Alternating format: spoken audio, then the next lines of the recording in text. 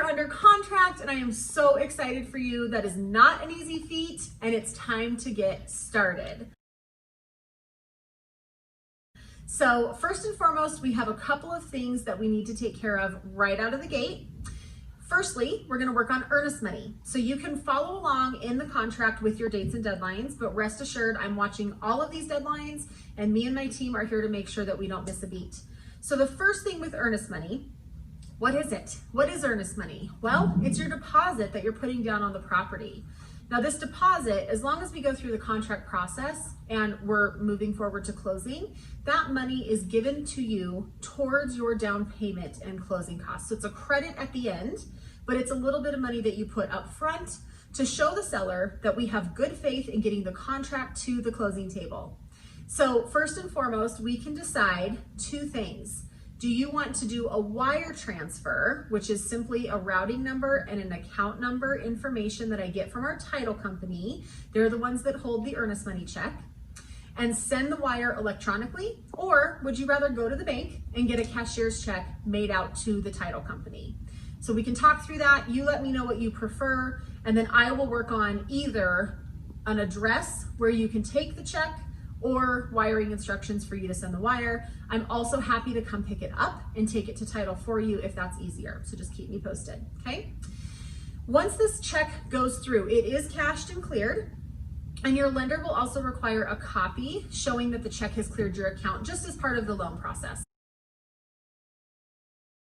So for inspection, if you have an inspector in mind that you want to use, absolutely you can use anybody. It can be your dad, it can be an inspector that you used last time that you really liked. It can be anybody you want, anybody that you feel comfortable with. There's no requirements on any sort of like special licensure or anything like that. So just know it's open to you, it's your discretion.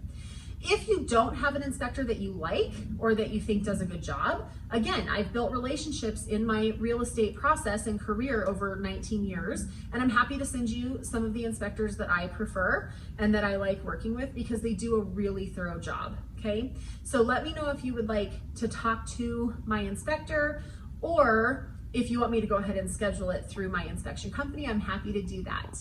There's also two optional add-ons to inspection, to a general inspection, and that is radon gas testing and a sewer scope.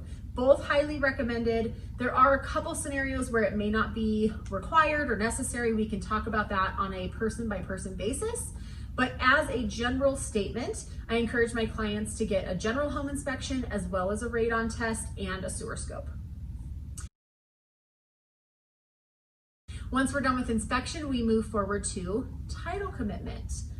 I would venture to say it's the most boring email you're gonna get during the real estate transaction, but it's really important. So it goes through the ownership of the property and the history of the property since it was dirt. It's gonna lay out any easements, any liens or encumbrances on the property, or any covenants associated with the property that we need to be aware of so we can make sure that you're buying with free and clear title and full ownership of your property.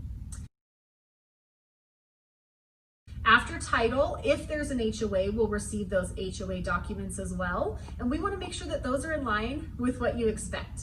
So we want to make sure the HOA has an appropriate budget, has a track of their meeting minutes and what's currently being talked about. Is there about to be some big assessment that we need to be aware of?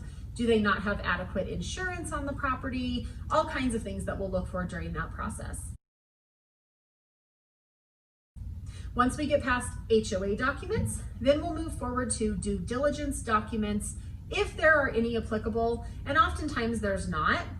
But if there's maybe a solar lease on a property or a tenant in place, we do have an opportunity to review warranties, certifications, rental agreements, solar panel leases, anything like that that might be pertinent to the property.